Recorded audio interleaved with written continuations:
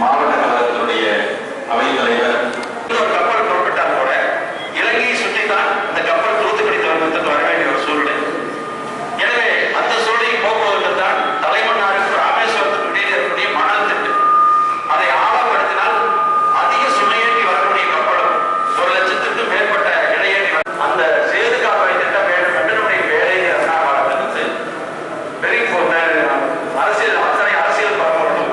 காப்பாற்றப்பட்டவர்கள் அந்த சேது ஆளுநர் அவர்கள் வடமாநிலத்தை சார்ந்ததாக இருக்க காரணத்தால் தமிழ் தெரியாத காரணத்தால் அந்த ஆங்கிலத்திலிருந்து படிப்பார் துறையும் அதனுடைய தமிழகத்தை சட்டமன்றத்துடைய சபாநாயகர் தமிழகத்தை உடனடியாக படிப்பார். இருந்தாலும் அங்கே நிறைவாக இருப்பது முத்தாய்வாக இருப்பது அங்கே அந்த